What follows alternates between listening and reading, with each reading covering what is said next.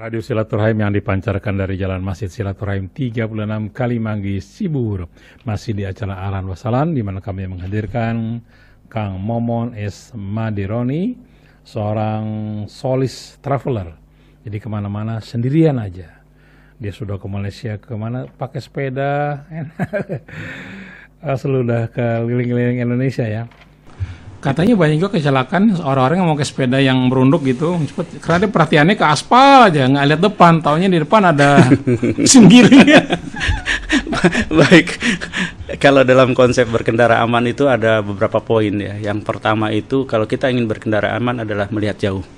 Karena semua informasi akan dilalui sudah masuk ke sudah ditangkap oleh mata, dilempar ke otak, otak akan ngasih tahu ke anggota badan harus bertindak. Contohnya apa? Saya melihat jauh ada lubang, tapi kalau melihatnya dekat kan tiba-tiba lubang depan, ya udah antisipasi. Yang kedua adalah kita harus mengontrol sekeliling. Ketika berkendara harus mengontrol sekeliling ini supaya mengetahui potensi bahaya yang ada di sekeliling. Yang ketiga kita harus jaga jarak, artinya dengan depan belakang. Yang keempat komunikasi. Komunikasi itu bahasa isyarat dengan pengguna jalan lain. Kalau mau belok ya kita kasih tahu. Tapi sepeda kan nggak ada sennya. Tapi minimal dengan tangan. Atau misalnya dengan kita menengok kiri, orang yang ngelihat pasti oh ini mungkin akan bergerak ke kiri. Gitu. Kadang-kadang ini komunikasi juga nggak mau belok aja. Jadi 4 poin itu penting sekali ketika berkendara. Kita jawab pertanyaan dari pendengar ya. Nah dari Bapak Haji Juri. Mana Bapak Haji Juri? Assalamualaikum Kang Momon, saya suka sepeda, saya punya 2 sepeda MTB, biasanya saya ke jalur Jati Asih kalau bersepeda. Pertanyaan saya ini adalah, secara teori, kita bersepeda itu istirahatnya setiap berapa kilo? Oke, itu aja Kang. Ya, itu aja. Baik. Dari Pak Yuri. Iya, jadi sebenarnya kita juga tidak bisa berpatokan misalnya harus sekian kilo istirahat, karena itu tergantung sekali kemampuan kita masing-masing ya, kemampuan kita, kemudian juga kesehatan kita. Jadi kalau saya terus saja saya speed dulu, biasanya speed saya 20 km per jam ya. Itu untuk ukuran saya itu adalah cukup sekitar 1,5 jam saya istirahat. Jadi tidak melihat dari kilometernya, dan itu juga berdasarkan kita punya pahami sensor yang ada di tubuh kita itu. Bisa saja misalnya hanya 5 kilo, tapi kita harus istirahat. Bisa juga cuma 200 meter. Indikasinya apa itu? Saya biasanya dari jantung, dari detak jantung. Seperti minggu lalu saya kebetulan naik dari satu daerah namanya Kadu Gede. Itu naik ke Waduk Dharma, itu jalannya aspal. Kalau dilihat dari Google Map itu hanya 5,6 kilo. Tapi karena nanjak terus, ya saya nggak bisa berdasarkan kilometer. Saya 200 meter istirahat, 200 meter istirahat itu kan ya. Jadi nggak usah gengsi. Nah ini sensor yang ada di tubuh kita pahami gitu. Jadi itulah keuntungannya kalau sendiri. Jadi saya tidak bisa mengatakan setiap sekian kilo harus istirahat, tapi berdasarkan sensor yang ada di tubuh kita pahami, itu aja. Oke, kita dari pendengar lagi, dari Ibu Lisa. Assalamualaikum Kang Momon dan Pak Saladin.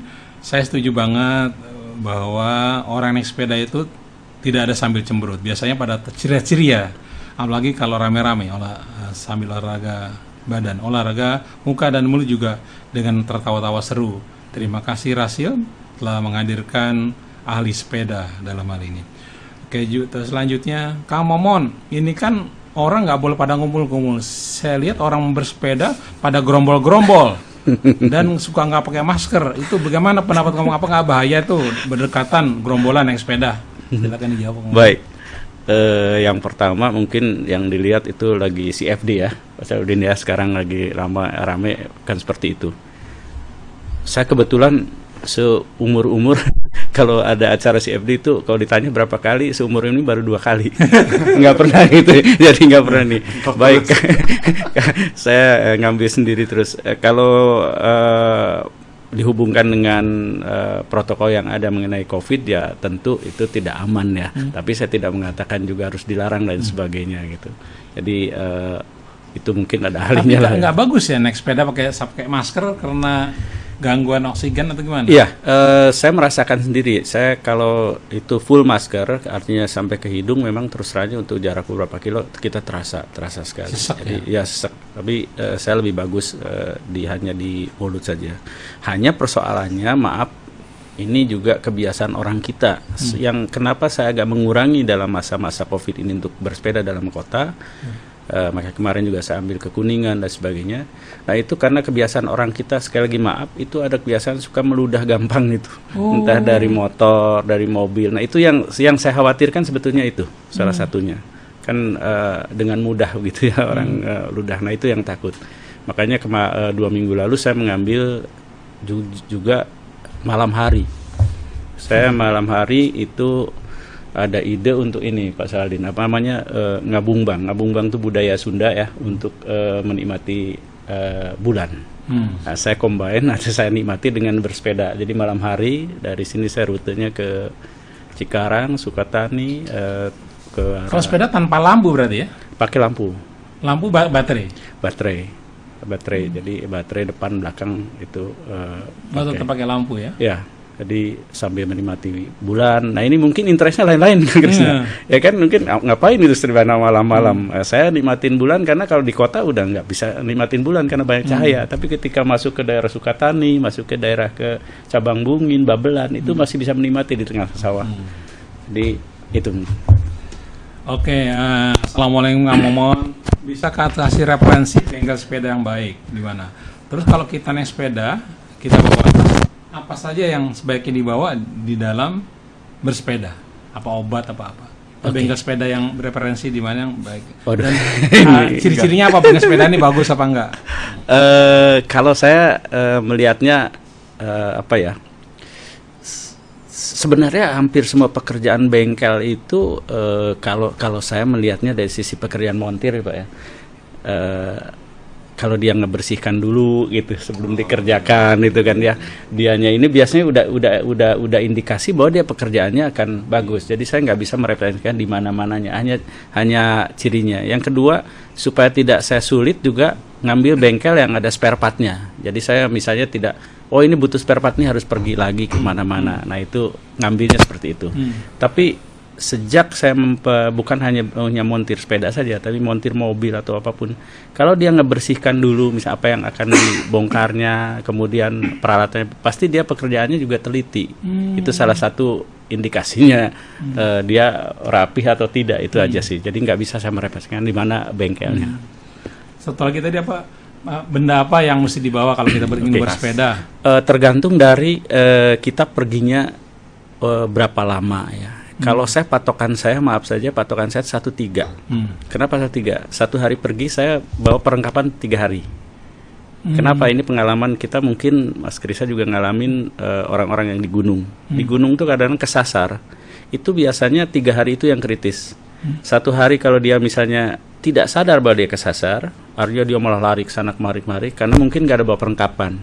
Biasanya tuh lewatir. Tapi kalau dia 3 hari ini bisa sadar, dia punya perlengkapan, pengalaman di gunung biasanya itu terselamatkan. Orang tersebut kan bisa survive. Saya kebiasaan itu saya bawa ke bersepeda. Saya pergi 1 hari, saya untuk 3 hari. Saya bawa perlengkapan bersih untuk sholat, ya. Kemudian obat-obatan, kemudian makanan yang kira-kira kuat.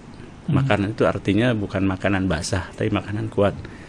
Dan mungkin ini kebiasaan juga terbawa ketika kebiasaan mendaki. Saya selalu membawa adalah gula merah. Gula merah itu buat energi, ya, buat energi yang alami. Itu kalau kita perhatikan air infus kan itu gula sama garam kan. Ketika mendaki juga yang penting itu kan gula sama garam yang bawa. Jadi makanan yang ada energinya, kemudian minuman juga yang berenergi. Tapi biasanya ketika di jalan itu kalau di road bike itu kan minum banyak, macam-macam ya. Apalagi kalau minumnya minuman yang sudah jadi. Kebiasaan saya adalah ketika terakhir perjalanan saya mengambil untuk meng-clearkan itu semua dengan air kelapa, air kelapa yang alami. Gitu. Ya, jadi, di mana meletakkan tas di dalam bersepeda itu? Apa di stangnya? Apa di apa istilahnya di batang-batang sepeda? Atau ada di pinggang? Di mana meletakkan benda-benda tas? Oke. Kalau mungkin itu karena sepeda bukan itu ya, bukan sepeda untuk road bike gitu. Memang agak sulit untuk meletakkan barang-barang. Tapi juga barang-barang yang dimaksud itu perlengkapan seperti apa? Kalau perlengkapan kecil kan bisa di batangnya ya. Nah sekarang ini kalau beberapa sumber menyarankan untuk tidak menaruh di belakang ya, karena diambil oleh orang-orang yang tidak bertanggung jawab lah, ngambil handphone dan sebagainya. Jadi kestabilan itu akan di batangnya ya. Karena dalam bersepeda itu ada istilah SST ya, speed, stability, and track. Jadi artinya kita akan mengejar kestabilan speed itu tergantung dari speednya juga dan juga kondisi track ya. Nah ini kalau kita naruhnya misalnya sembarangan di stang yang kiri kanan nggak stabil ya juga itu tidak akan stabil gitu. Tapi kalau untuk sepeda-sepeda touring seperti yang biasa saya pakai tidak terlalu masalah karena belakang pakai rak. Pakai rak saya taruh pakai tas kiri kanan. Hanya waktu tas itu kiri kanannya itu harus stabil betul-betul bebannya supaya kita tidak oleng. Gitu. Cara ngetesnya saya kalau biasanya stabil atau tidak itu saya jalan di tempat lurus yang mulus, saya nengok ke kiri atau ke kanan, nengok terus. Kalau itu oleng ya berarti saya naruh barangnya berarti nggak stabil. Itu cara bodoh mungkin.